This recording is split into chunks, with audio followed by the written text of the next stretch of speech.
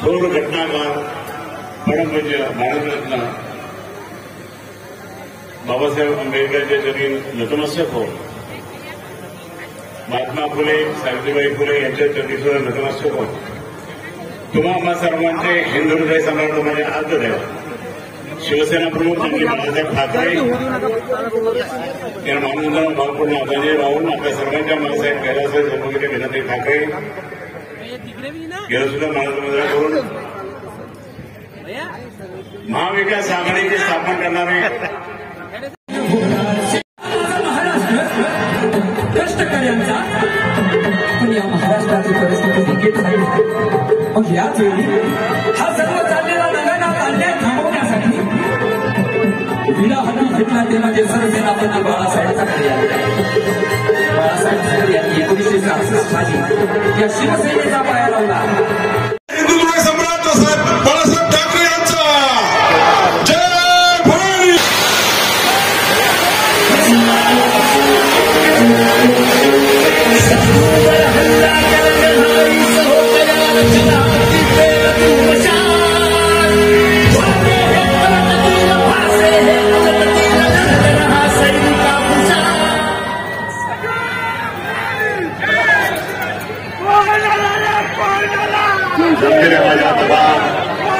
देशभक्त बांधवांनो भगिनी आणि मातांनो मी मुद्दामून देशभक्त बोलतो कारण ही लढाई देशासाठी आहे।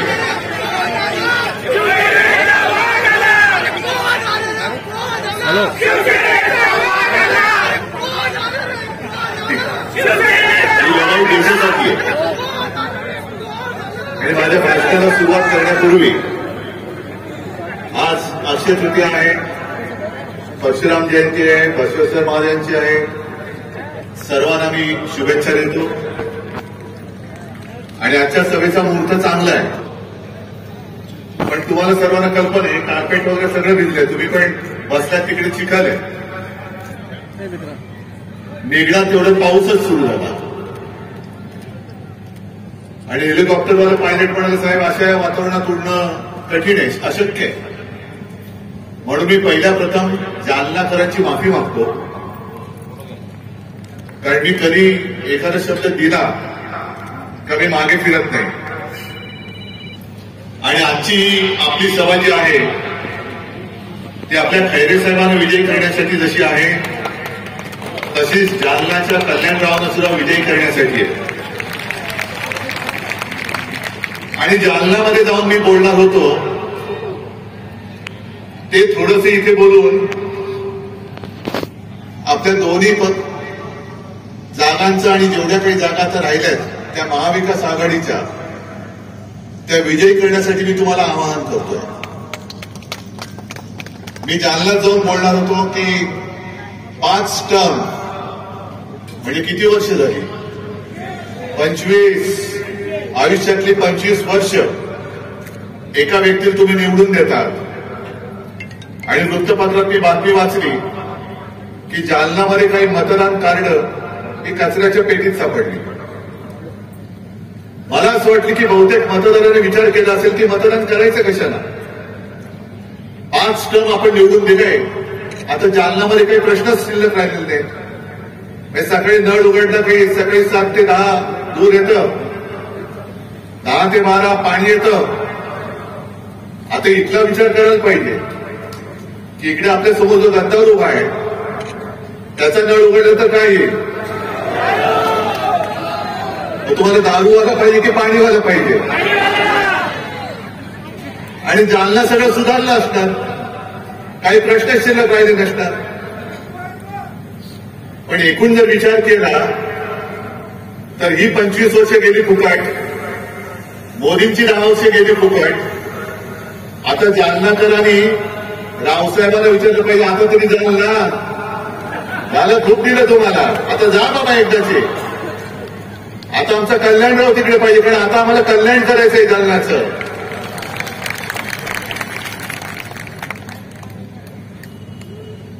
झालंय असं की महाराष्ट्राने मोदीजींना झुकवलेलं आहेच महाराष्ट्राने झुकवले आणि मला माझ्या महाराष्ट्राचा अभिमान आहे की एवढी प्रचंड ताकद त्यांनी लावली. एखाद्या शहनशाहसारखे फिरतायत म्हणजे साधी गोष्ट आहे.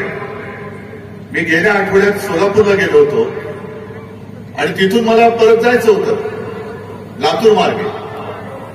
पण लातूरचा एअरपोर्ट बंद. का बंद? नाही, पंतप्रधान येतात, एअरफील्ड बंद.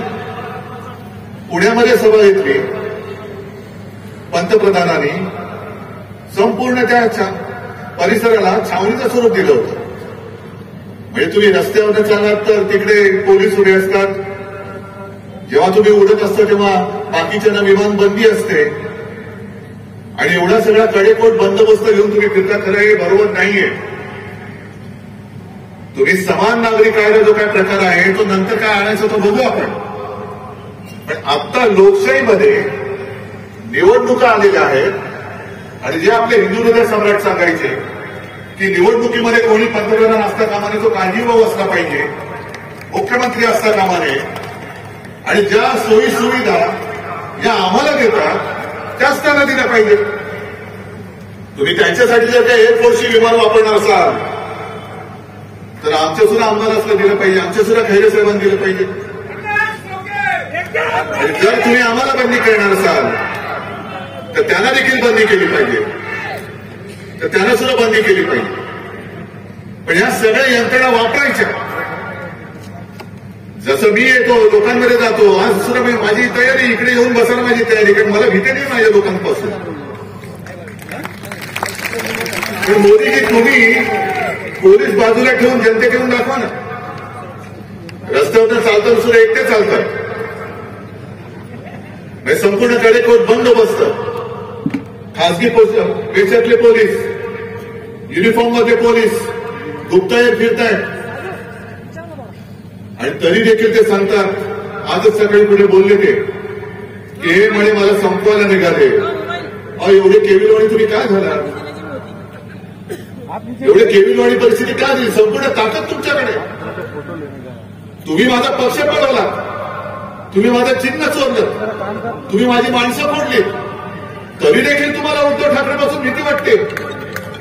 उद्धव ठाकरे बरं की लोकांमधला बरं भरकटलेच असे की आज नेमका एक रिपोर्ट त्यांनी जाहीर केलाय केंद्र सरकारने की गेल्या काही वर्षात मुसलमानांची लोकसंख्या वाढली. मोदीजी तुम्ही 10 वर्ष पंतप्रधान होता, हे तुमचं यश आहे की अपयश आहे? नेमकं मुस्लिमांची लोकसंख्या वाढली म्हणजे तुमचं कौतुक करायचं का तुमचा आम्ही विरोध करायचा काय? आम्हाला तेच कळत नाही. तुमची 10 वर्ष होती, त्याच्या आधी इकडे देवेंद्र फडणवीसांची 5 वर्ष होती, त्याच्या आधी केंद्रात अटलजींचं सरकार होतं. मग नेमकं तुम्हाला मतं पाहिजे तरी कोणाची? म्हणजे कोण तुम्हाला खुश व्हायला पाहिजे? पण मोदीजी तुम्ही जी भाषा वापरत आहात ती तुम्हाला शोभा नाही देत. माझ्या हिंदुस्थानला आणि माझ्या महाराष्ट्रामध्ये तर ही भाषा चालूच शकत नाही, आम्ही खपूनच घेऊ शकत नाही. पण हा महाराष्ट्र आणि हा मराठवाडा हा साधू संतांचा आहे, एकमेकाचा आदर करणार आहे. अरे पंढरपूरच्या वारीमध्ये सुद्धा फुगड्या वगैरे खेळल्यानंतर एकमेकाच्या पाया पडून आशीर्वाद घेण्याची, शुभेच्छा देण्याची प्रथा परंपरा आमच्या महाराष्ट्रामध्ये आहे. आणि नेमकं तुम्ही ठरवा काय करायचं. आजपर्यंत तुम्ही सगळं फोडलं.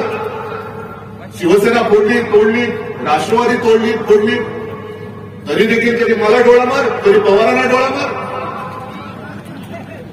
आज सगळे पवारांना डोळा मारला. या आमच्याकडे एका ठिकाणी बोलायची नकली शिवसेना आहे, एका ठिकाणी बोलायचं नकली राष्ट्रवादी आहे आणि मग म्हणायचं आजा मेरी गाडी में बैठ जा.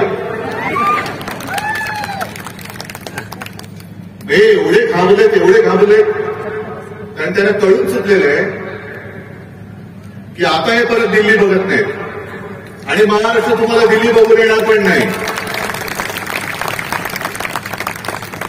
तुम्ही वेडवाकडे काही बोलताय. आम्ही कधीही तुमच्या कौटुंबिक किंवा खासगी जीवनाबद्दल बोललो नव्हतो, बोलण्याची इच्छा पण नाहीये.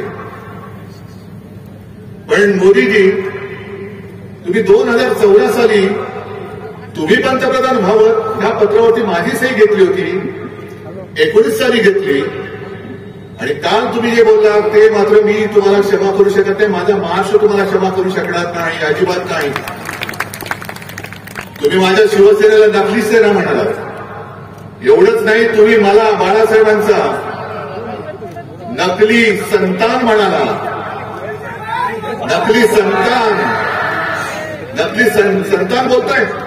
अहो, तुम्ही तुमचा आत्मा सैतानाला विकलात की काय? मोदीजी, तुम्ही तुमचा आत्मा विकलात सैतानाला, जसं सगळ्या आदानीला विकलात तसं. मग कशालाही खेळ करताय? बाळासाहेबांचा आपल्याला काय वाटत असेल खरंच विचार करा. 2014 साली होय माझ्या शिवसेना प्रमुख बाळासाहेब ठाकरे यांच्या शिवसेनेचा पाठिंबा तुम्ही तुमच्या बुडाला पंतप्रधान पदाची खुर्ची चिकटवण्यासाठी म्हणून घेतला होतात ना. 2014 साली ज्या दिवशी मी माझ्या तुळजाभवानीचं दर्शन घेऊन मुंबईला गेलो, नेमकं त्याच दिवशी तुम्ही एकदा खडसेंकडे फोन मला का कळवला की आपली युती तोडली म्हणून. तेव्हा तर मी युती तोडली नव्हती ना. 14 साली तुम्ही युती तोडली. काय वाटलं असेल बाळासाहेबांच्या आत्म्याला, तो विचार नाही केला. 19 साली तुम्ही ज्या शिवसेना प्रमुखच्या खोलीमध्ये तुमचे ते दुसरे अमित शहा, बाळासाहेबांची खोली म्हणजे त्याला मी मंदिर मानतो. त्या खोलीमध्ये त्यांनी ठरवलं होतं कारण मी माझ्या वडिलांना शब्द दिलाय, माझी आई वडिलांची शपथ घेऊन मी बोलले, आई तुळजाभवानीची शपथ घेऊन मी बोललेलो आहे की मी शिवसेना प्रमुखांना शब्द दिला त्यांच्या अखेरच्या काळात की मी आपल्या शिवसेनेचा मुख्यमंत्री करून दाखवेन आणि मी तो पुन्हा करून दाखवेन. तो शब्द तुम्ही तोडला. काय वाटलं असेल बाळासाहेबांच्या आत्म्याला? बरं, परवा तुमच्या जे काय माझ्याबद्दलचं प्रेम उतू जात होतं की तुम्ही मला ऑपरेशनचा सल्ला दिलात, हे तर झूटच आहे म्हणा, ते सोडून द्या. आणि मग तुम्ही माझी चौकशी करत होता. पण माझी चौकशी करताना जेव्हा मी माझ्या हातपायांची हालचाल करू शकत नव्हतो, आज तुमच्या समोर उभा आहे की तुमच्या सगळ्यांचं प्रेम, आई वडिलांचे आशीर्वाद आहेत, तुमच्या भावांची कृपा म्हणून मी तुमच्या समोर उभा आहे. नाहीतर मी हलू शकत नव्हतो. खांद्यापासून पूर्णपणे माझी हालचाल बंद झाली होती. मोदीजी, त्याच वेळेला तुम्ही तुमच्या इथे या सगळे जे चेले चपाटे जे आज पाव उपमुख्यमंत्री आहेत त्यांना पुढे करून माझ्या पक्षात गद्दारीची बीज रोवली. माझा जाहीर आरोप नाही, ही माझी माहिती आहे. तेव्हा बाळासाहेबांच्या आपल्याला काय वाटलं असेल याचा विचार केला? गद्दारी करून तुम्ही चांगलं चाललेलं महाविकास आघाडीचं सरकार पाडलं, तेव्हा बाळासाहेबांच्या आपल्याला काय वाटलं असेल? आणि म्हणून तुम्ही हिंदू हृदय सम्राटांच्या आत्म्याची चिंता करू नका. त्यांचे आशीर्वाद जर नसते ना तर आज तुम्हाला जे गुडघ्यावरती महाराष्ट्राने टेकवलंय, गुडघे टेकायला लावले, ते तुम्हाला टेकायला लागले नसते. आता मुंबईमध्ये रोड शो करणारे आले ना रस्त्यावर, 4 नंतर तर पूर्णच येणार आहेत. हा माझा महाराष्ट्र तुम्हाला रस्त्यावरती फिरवल्याशिवाय राहणार नाही. आणि आता तुम्ही जे काय तुमचं चाललंय, बरं काय वाटतं ते बोलताय. राहुल गांधींनी म्हणे अदानी अंबानीबद्दल बोलायचं का सोडलं? आणि राहुल गांधीने सांगायचं कि अडानी आणि अंबानींकडनं टेम्पो भरून पैसे कितना माल उठाया. मोदी जी, आप तो प्रधानमंत्री हैं. जब टेम्पो भर भर के पैसे जा रहे थे, काला धन जा रहा था, तो आपकी जो ईडी इन्कम टॅक्स ईडी आहे वो क्या करे थी? का आमच्या गद्दाराच्या खेल्यावरती गेले होते? जो गद्दार उभा राहिला आहे त्याच्यासमोर गेले होते काय? त्याच्या दुकानात गेले होते काय लिंबू पाणी प्यायला? जर तुमच्याकडे माहिती होती तर खाली का नाही टाकल्या? आणि जर काळा पैसा टेम्पो भरून राहुल गांधीला गेला असेल तर मग तुम्ही काळा पैसा नष्ट करण्यासाठी नोटबंदी केली होती, त्या अपयशाची मोदीजी तुम्ही कबुली दिलेली आहात. तुमचं सगळं स्पष्ट आहे, सगळं स्पष्ट आहे. देवेंद्र फडणवीस जे काय सांगतात की मोदीजींच्या इंजिनाला विकासाचे डबे आहेत. अहो, विकासाचं इंजिन डबे सोडून द्या. गेले 10 वर्ष आम्ही बघतोय नुसते डबेच लागतायत. पण तुमच्या डब्याला खाली भ्रष्टाचारांची चाक आहेत ना, त्याचं काय करते तुम्ही? आणि संपूर्ण देशाने आता ठरवलंय की हे आता इंजिनच बदलायचे. हे इंजिनच नको, द्या गुजरातला पाठवून. ज्या वाटेने तुम्ही आमचे गद्दार तिकडे नेले त्याच वाटेने हे मोदीजींचं इंजिन सुद्धा गुजरातला पाठवून द्या. कारण 10 वर्ष नुसत्या वाफा नाही, नुसत्या थापा मारते, थापा. आज अंबादाजी तुम्ही एक काम चांगलं केलं की आपल्या सरकारच्या काळामध्ये संभाजीनगरसाठी आपण काय केलं हे तुम्ही सगळ्यांना सांगितलं. आणि एका गोष्टीचा आज मला अभिमान आहे की शिवसेना प्रमुखांनी याच मैदानाच्या व्यासपीठावरून तुम्हाला जे वचन दिलं होतं, छत्रपती संभाजीनगर या शहराचं नव्हे जिल्ह्याचं नामकरण मी करेन.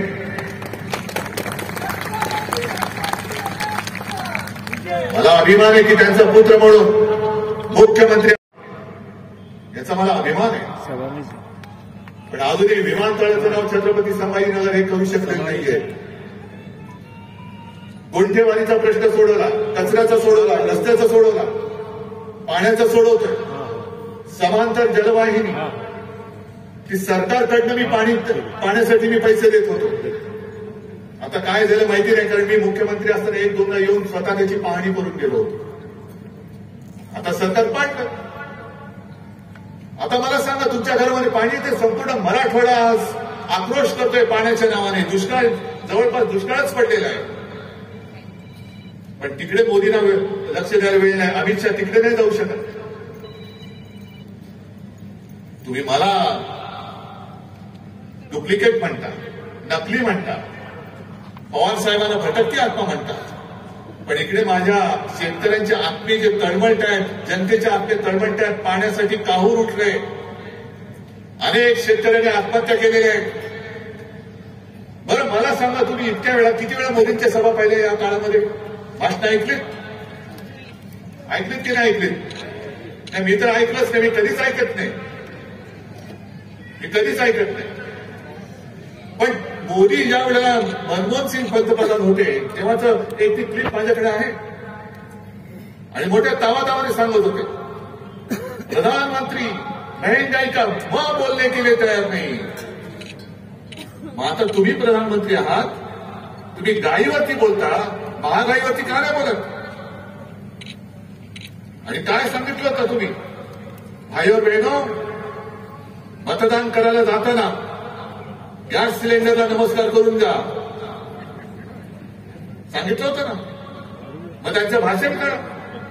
पेट्रोल के दाम नीचे गए कि ऊपर गए, डीजल के दाम नीचे गए कि ऊपर गए. पेट्रोल के दाम, गॅस, डिझेल, पेट्रोल, गद्दार के दाम किती खोके? 50 खोके आता उघडले. आणि नुसत्या खोके न उघडले, बाटल्या सुद्धा फुटले असतील. आता बाटल्या सुद्धा फुटले असतील.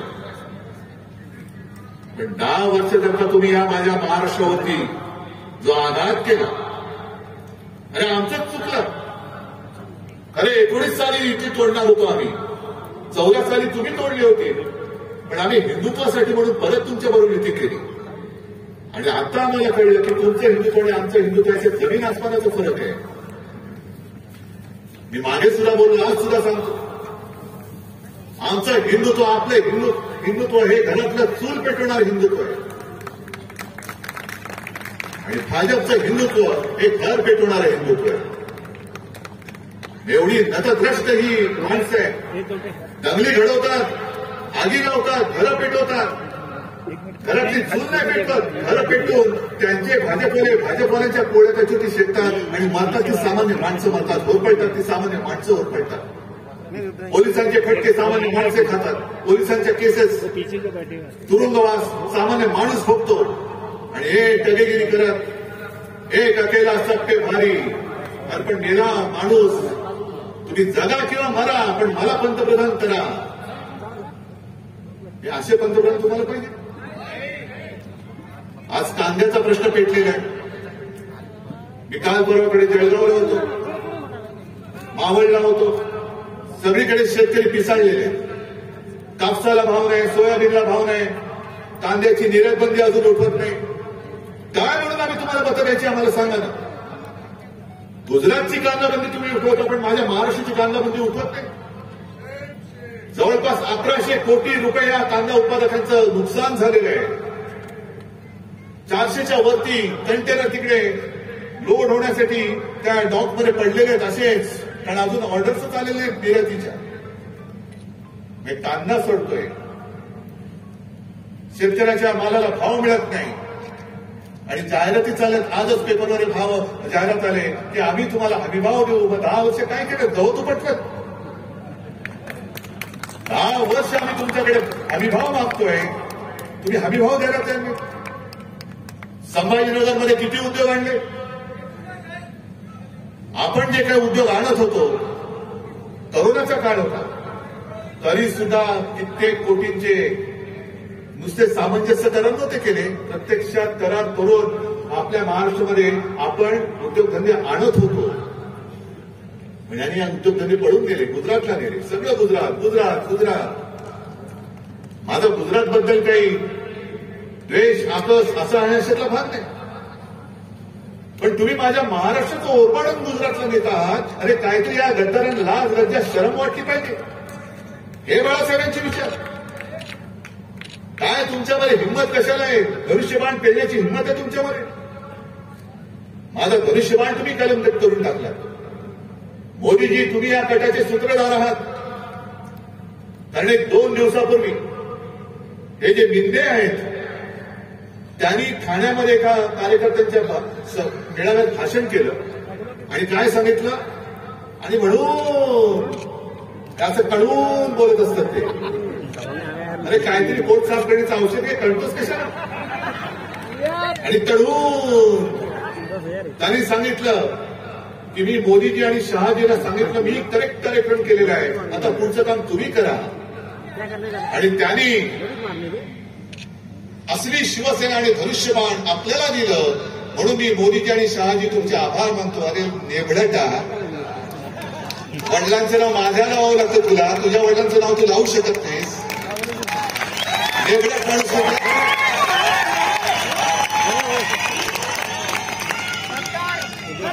आणि हा गट कसा शिजला बघा. मोदी शहा म्हणाले होते की तुझं काम तू कर, आमचं काम आम्ही करतो, आणि ते पाठी उभे राहिले. आणि खरी शिवसेना म्हणजे नाव आणि चिन्ह यांचं आधी ठरलं होतं की तू सुरतेला ये. अरे छत्रपतींनी, शिवछत्रपतींनी सुरत लुटली असेल, तुझ्याकडनं आम्ही महाराष्ट्र लुटतो. आणि मोदीजी जे सतत सांगतात नकली सेना नकली सेना, हे नुसतं अनावधानाने आलेलं नाहीये.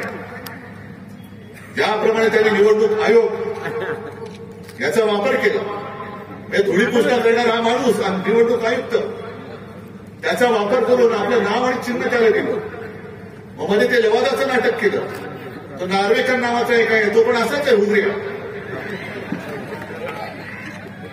त्याचा वापर केला.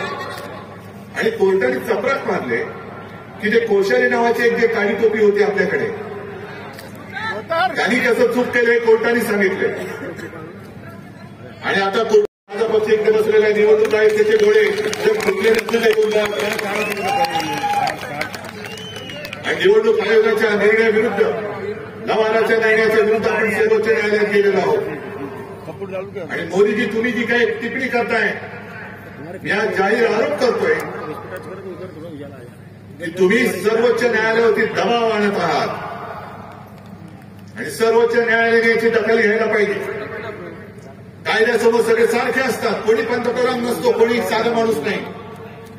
म्हणून तर त्या न्यायदेवतेच्या डोळ्यावरती पट्टी असते आणि तिला आक्रोश ऐकू येतो, पण कोण छोटा कोण मोठा ती बघत नाही. मग निवडणूक आयोगाने जो निर्णय दिलाय तो चुकीचा आहे, लवादाने दिलाय तो चुकीचा आहे. पण सर्वोच्च न्यायालयाने निर्णय काय द्यायला पाहिजे, मोदींची इच्छा काय आहे हे मोदी सांगतायत, नकली सेना म्हणून. 4 जून पर्यंत मोदीजी तुमचं नाटक चालेल. पण नोटबंदी जशी तुम्ही केली होती, अचानक 8 वाजता आलात आणि सांगितलं की भाई और बहिनो, तुमच्याकडे जे काही नोटा आहेत ना, नोटा, आज रात्री 12 वाजल्यापासून त्याचे फक्त कागदाचे तुकडे राहतील, त्यांचं महत्व आम्ही काढून टाकलेलं आहे, नोटबंदी जाहीर झालेलं आहे. तसंच मी आज सांगतोय, हा महाराष्ट्र आता नाणेबंदी करतोय. महाराष्ट्रातली जनता नाणेबंदी करते. कोणतं नाणं? मोदींचं नाणं. मोदीजी 4 जून नंतर तुम्ही पंतप्रधान नसाल, तुम्ही फक्त नरेंद्र मोदी असाल. 4 जून नंतर महाराष्ट्राची निवडणूक सुरू होईल.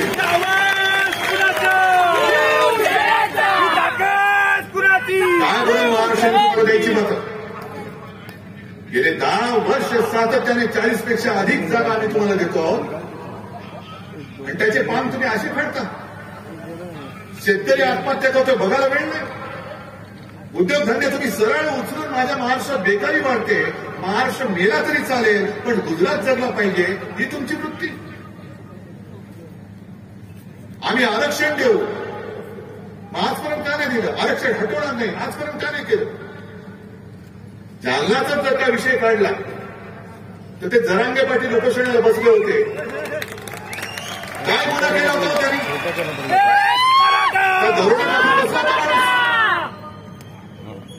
तिकडे तुम्ही त्यांनी गोळीबार केलं, ते जरांगे पाटलांची गोळी कारतूस पण दाखवलं, ते टर्फल त्याचं. अशा महिला बघितल्या नाही तुम्ही? वयस्कर माणसाने पाहिजे टाळकी फोडून काढली. मी स्वतः गेलो होतो संध्याकाळी. पोलीस भयभीत झालेले, पोलीस म्हणाले म्हणजे मी इथून निघालो, सुसाट आमचा ताफा निघाला आणि मुंबईमध्ये मला निरोप येत होते, बघा बरं काळोख होतोय, सुनसान रस्ता आहे, वातावरण तंग आहे. म्हटलं बघू ना काय तंग आहे, मी जातो ना माझ्या लोकांमध्ये, काय करायचं ते करतील माझं. आणि मी गेलो. मग निघाल्यानंतर एका पॉइंटला सगळे पोलिसांची वाहनं एका बाजूला थांबली. मी गाडी थांबवली. म्हटलं काय झालं?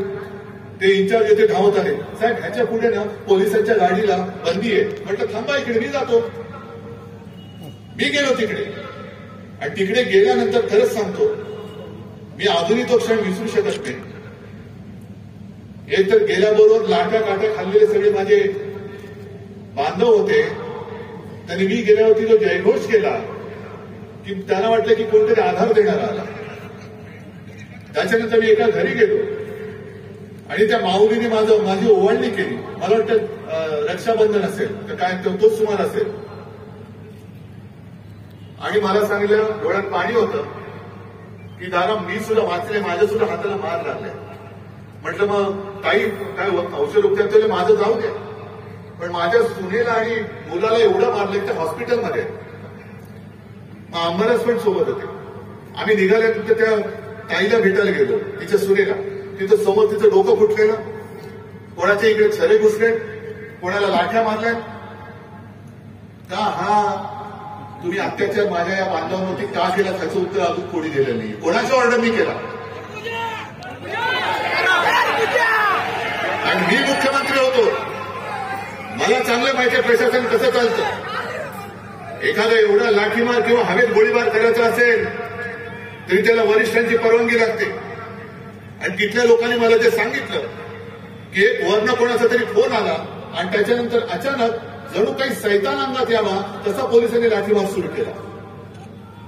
या जखमा अजूनही कोणी विसरलेला नाही, हा वेदना अजूनही कोणी विसरलेला नाहीये. एक तर फसवणूक करतात आणि मग आरक्षणाच्या गोष्टी करतात.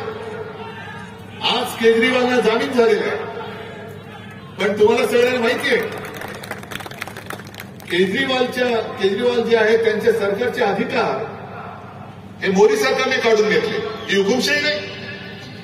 पण सर्वोच्च न्यायालयाने केजरीवालचे अधिकार त्यांच्या सरकारचे परत दिले. मोदी सरकारने काय केलं? ताबडतोबीने, वेळ घालवला नाही, ताबडतोबीने तो मुद्दा लोकसभेत आणला आणि 5वी बहुमताच्या जोरावरती सर्वोच्च न्यायालयाचा निकाल परतवून लावून तो बदलला आणि सगळे अधिकार मोदी सरकारच्या ताब्यात घेतले. हा निर्णय तुम्ही जसा बदलला तसं आरक्षणाचं का नाही बदलत? काय बदलत तुम्ही? वाढवा, टक्केवारी वाढवा. पण तुमच्या सोयीचं तेवढं निवडायचं आणि लोकांच्या कोपऱ्याला गुळ लावायचा. आम्ही तुम्हाला शेतकऱ्यांना हमी भाव देतो. आहेत इथे शेतकरी आहेत? आलेत का? पट्टे का तुम्हाला? कामगार आले तिकडे? किती लोकांना काम मिळाले? किती लोक बेकार आहेत? आता हे जे काय कायदे करतायत शेतकऱ्यांना हमी भाव देऊ. मग गेल्या 1-2 वर्षापूर्वी जे 3 काळे कायदे आणले होते, का आणले होते? कोणासाठी आणले होते? शेतकऱ्यांनी आंदोलन केलं 6-7 महिने, त्याच्यामध्ये 700-800 शेतकरी मेले. ऊन वारा पाऊस थंडीमध्ये काकडून मेले, भिजून मेले, भाजून मेले. भाजून म्हणजे उन्हानी. मोदी सरकार ढिम्म हलत नव्हतं. आणि जेव्हा निवडणुका आल्या तेव्हा सगळं मागे घेतलं. मग आता निवडणुका झाल्यानंतर ते पुन्हा आणतील किंवा न आणतील याची खात्री कशी पडत? आणि एक साधा प्रश्न आहे, ज्या पद्धतीने यंत्रणेचा वापर करून आपल्या शिवसेनेच्या सातबारावरती या दाढीवाल्याचं नाव लिहिलं, नेगडकाचं नाव लिहिलं, मग उद्या तुमच्या सातबारावरती त्यांच्या मित्राचं नाव लिहिलं तर तुम्ही कोणाकडे जाल? बोलू दे. पण एक 2-3 दिवसापूर्वी माझ्या जळगावच्या सभेत आपले असीम सरोदे वकील, ज्यांनी उत्तम प्रकाराने ही केस जनता न्यायालयापुढे तुमच्यासमोर मांडली, काय एक त्याचे पैलू आहेत ते सोडून तुम्हाला सगळे सांगितले. त्या असीम सरोदेने एक माहिती दिली की हे जे सांगतायत अमित शहा, आम्ही 370 कलम रद्द केलं, 370 कलम रद्द केलं. उद्धव ठाकरे सांगा 370 बद्दल तुमचं काय मत आहे? अहो 370 रद्द करायला आमचा पाठिंबा तेव्हाही होता आणि आज सुद्धा आहे. पण मुळात असीम सरोदेने सांगितलेली ती माहिती ही धक्का नाही. असीम सरोदेने सांगितलं 370 कलम काढलेलंच नाहीये. त्या 370 कलम मध्ये सुद्धा अशी खेळी केली की 370 ब म्हणून त्याच्यात जो एक कलम आहे ते त्यांनी स्थगित केले. आता स्थगित केले म्हणजे काय केले की साधी गोष्ट आहे, दिवा लावलेला आहे, बटन आहे, बटन बंद केलं तर दिवा बंद होतो, बटन पुन्हा लावलं तर दिवा चालू होतो. म्हणजे दिवा जागेवर आहे, फक्त बटन बंद केलेलं आहे. आणि 370 ब त्यांनी स्थगित केल्यामुळे काय झालं की काश्मीरच्या बाहेरची लोक हे काश्मीरमध्ये आता जागा घेऊ शकतात. चांगली गोष्ट आहे. काश्मीरी पंडितांचं रक्षण त्यावेळेला एकट्या शिवसेना प्रमुखांनी महाराष्ट्रात केलं होतं किंवा मोदी शहा तुमचं नाव पण नव्हतं. हे तर घरी परत जाऊ शकत नाहीये. पण निदान काश्मीरमधले बाहेरची लोक जाऊन जमीन घेऊ शकतात. आणि त्याचा परिणाम असा झाला की काश्मीरमध्ये सगळ्यात जास्त जमीन कोणी घेतली तुम्हाला माहितीये? कोणी?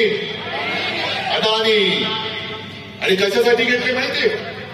काश्मीरमध्ये जिथे त्यांनी जागा घेतले तिकडे लिथियमचा साठा मोठ्या प्रमाणावरती. किती हलकटपणाने चालले, किती आपल्याला भोळे समजतायत, भोंदू समजतायत आणि देशभक्तीचा आव आणतायत. अडाणींसाठी तुम्ही ते कलम बाजूला केलं. अडाणी तिकडे मोठी जागा घेतली आणि तो लिथियमचा साठा, त्या लिथियमचा वापर आपल्या मोबाईलच्या बॅटरीज, आता इलेक्ट्रिक व्हेकलच्या येत आहेत आल्या त्याच्या बॅटऱ्यांसाठी, तर अनेक ठिकाणी लिथियमचा वापर होतो. ते बरोबर त्यांनी उचलून त्या अडाणीच्या घशात टाकलं. आता अडाणींकडे गेला म्हणजे पैसा कुठे गेला? मोदी म्हणजे कुठे? गुजरात. काय महाराष्ट्राला काय मिळालं? 2-3 सेमीकंडक्टर चिपचे जे कारखाने उद्योग घेत आहेत त्यातले 2 नेले गुजरातला. टाटा एअरबस गुजरात, हिरे व्यापार गुजरात, वित्तीय केंद्र Gujarat, medical device park Gujarat, bulk drug park Gujarat, सगळं गुजरात गुजरात गुजरात. मग महाराष्ट्राने काय नुसतं या गद्दाराच्या गुत्त्यावरती जाऊन दारू प्यायची? गुजरातमध्ये गुजरातच्या बंदरावरती हे बंदर सुद्धा अडाणीच. मध्ये मध्ये बातम्याच्या करोडो रुपयांचा ड्रग्सचा साठा सापडला, नशिले पदार्थ. हे कुठे जातात ड्रग? कुठे कोणाच्या अंमलाखाली तुम्ही जाताय? एका बाजूला ड्रग्ज येत आहेत, एका बाजूला सरळ गुत्तेदार निवडणूक लढताय. ही उद्धव ठाकरेची नाही, ही उद्धव ठाकरे तुमची लढाई लढतोय. माझं काय जातंय? मला तर परवा मोदींनी डोळा मारलेलाच आहे. मला तर मारलाय डोळा, पण मी नाही जाणार. तर मोदीजी तुम्हाला नकली संतान म्हणताय तुम्ही. त्या शिवसेना प्रमुखांच्या पुत्राचा हिंगा तुम्हाला मी दाखवतो. आणि तुम्हाला माझ्या भवानी मातेचं तेज काय असतं ते सुद्धा दाखवतो. तुम्ही जय श्रीराम म्हणता, आम्ही जय श्रीराम म्हणतो. या सांस्कृतिक क्रीडा मंडळाच्या मैदानामध्ये त्यावेळेला मला वाटतं राम मंदिरासाठी विटा जमण्यासाठी इकडे प्रमोद महाजन आणि अरे प्रमोद महाजन जरी आज असते ना तर मोदीजी तुम्ही दिसला नसता. आमचा एक अस्सल मराठी माणूस तिकडे पंतप्रधान तरी बसला असता. पण राम मंदिर म्हणून तुम्ही जे काय फिरवताय, राम मंदिर तुम्ही केलं नाही. उद्धव ठाकरे राम मंदिराच्या वेळेला आले नाही म्हणजे रामाचा अपमान केला. तुम्ही काय मुहूर्त काढत बसता? तुम्ही द्याल तो मुहूर्त नाही मानत मी मुख्यमंत्री होण्याच्या आधी सुद्धा राम मंदिरात गेलो होतो आणि मुख्यमंत्री झाल्यानंतर सुद्धा गेलो होतो. पण मला नाही आठवत देवेंद्र फडणवीस मुख्यमंत्री असताना कधी गेले होते. एवढी माहिती माझ्याकडे नाही मिळाली. पण राम मंदिराचं तुम्ही घेताय. पण ज्या दिवशी राम मंदिराचा मुहूर्त झाला त्या दिवशी आपण कुठे होतो? नाशिकच्या काळाराम मंदिरात. आणि या काळाराम मंदिराचं एक ऐतिहासिक महत्व आहे. या काळाराम मंदिरात आपले महामानव डॉक्टर बाबासाहेब आंबेडकरांनी हा राम माझा सुद्धा आहे आणि मंदिरात जाण्याचा अधिकार माझा देखील आहे म्हणून तिथे आंदोलन केलं होतं. आज जे हे बुरसटलेले गोमूत्रधारी आहेत जे स्वतःला हिंदुत्ववादी हिंदू समजतायत, ते बुरसटलेले गोमूत्रधारी हे हिंदुत्व आमचं नाहीये. त्यांनीच डॉक्टर बाबासाहेब आंबेडकरांचा प्रवेश रोखला होता. आणि ज्या बुरसटलेल्या गोमूत्रधारींनी संत तुकारामांच्या गाथा बुडवल्या होत्या तेच बुरसटलेले गोमूत्रधारी आज महामानव डॉक्टर बाबासाहेब आंबेडकरांनी लिहिलेलं संविधान सुद्धा बदलायला मागतायत. 400 पार म्हटल्यानंतर तुम्ही जो जल्लोष केला की तडीपार, 400 पार का व्हायचं यांना? समोर विरोधक नकोय. जे हिटलरने केलं होतं ते पुतीनने केलं. आता पुतीनच्या इकडे निवडणूक झाली, 98% मतदान पुतीनला झालं. 98%. काय बोंबळला तुम्ही? सगळे विरोधक तुरुंगात टाकून दिले. काही जण तुरुंगात मेले, काही जण रहस्यमयरित्या मृत्यू झाला. पण आम्ही निवडणूक घेतली की नाही? 98% लोकांनी मतं दिलेत आम्हाला. ही अशी निवडणूक तुम्हाला उद्या पाहिजे? आज जे काय आम्ही बोलतोय पोट तिडकीने मी बोलतोय. आम्ही आलो कारण खैरेंसारखा एक निष्ठावान माणूस आज पुन्हा एकदा ताकदीने उभा राहिलेला. जाऊ शकत होते ना, खैरे जाऊ शकत होते, अंबादास जाऊ शकत होते, घोडीने जाऊ शकत होते, कितीतरी लोक इकडे बसले ते जाऊ शकत होते. खोके मिळाले बरोबर आहे. गद्दारी विकत घेता येते पण निष्ठा विकत घेता येत नाही. ती रक्तात असावी लागते. आमच्या रक्तात निष्ठा आहे. आणि बाबासाहेबांनी लिहिलेलं संविधान, एक साधा दलित कुटुंबात जन्मलेला माणूस, गरीब माणूस एवढा बुद्धिमान होऊ शकतो. आणि त्यांनी लिहिलेलं संविधान आम्ही पाळायचं हे यांच्या बुरसटलेल्या मेंदूला झिंगेने आणणार आहे. हे म्हणून यांचे झिंगेने आणले. महाराष्ट्राचा अभ्यास हे संविधान बदलायचंय.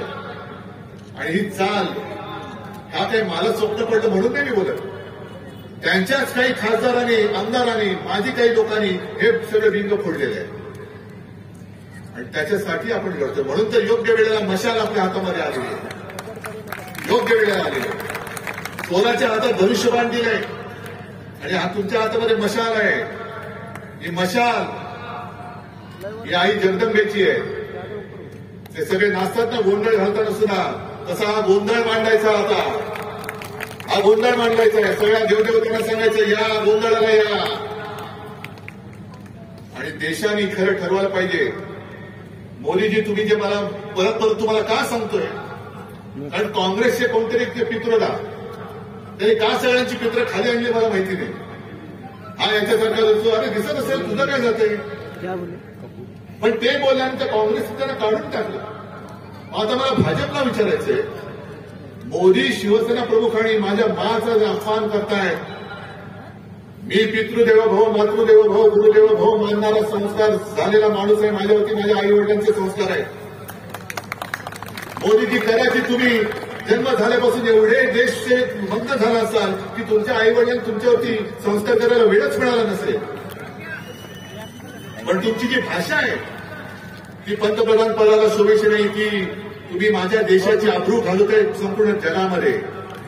ही भाषा शोभत नाही तुम्हाला. जरा शिकवणी लावा. पुढे जरा आता आराम घ्या. आणि हे झोपत नाही असं म्हणतात. आणि जो झोपत नाही त्याच्या बुद्धीवरती दुष्परिणाम होतो.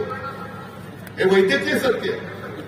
म्हणून भाजपला सुद्धा सांगतोय की तुम्ही आमच्यावरती जी टीका करता की इंडिया आघाडीकडे किती चेहरे आहेत, 5 वर्ष 1 वर्षांनी पंतप्रधान बदलणार, आमचं आम्ही बघू. पण तुमच्याकडे आता एक चेहरा आहे, तोच तुमच्या डोईजट झालाय. आता तुमच्याकडे दुसरा चेहरा कोण? कारण हा चेहरा तुम्हाला विजय नाही मिळवून देऊ शकत. 10 वर्ष झाली हा चेहरा. कारण 2009ला सुद्धा मोदीजींनी 200च्या वर सभा घेतल्या होत्या देशात, पण जिथे जिथे सभा घेतल्या तिकडे भुईसपाट झाला होता भाजप, सगळीकडे भुईसपाट.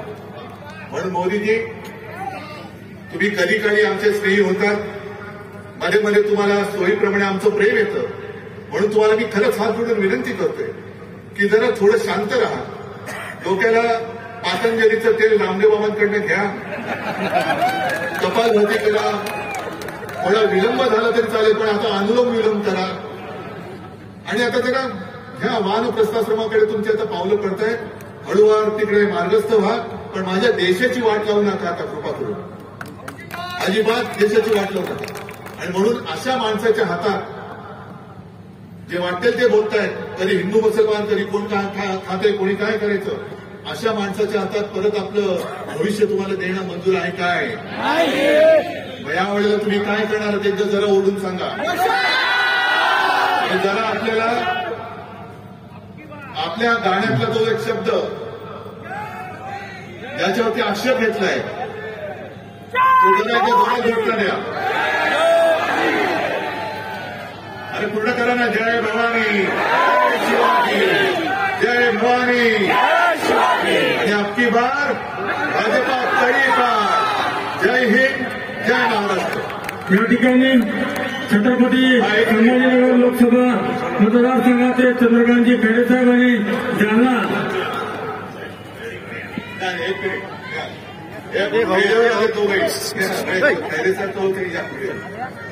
जालना मतदारसंघाचे लोकप्रिय उमेदवार कल्याणजी काळेसाहेब हे आपले आशीर्वाद घेत आहेत. आदरणीय साहेब त्यांना शुभेच्छा देत आहेत.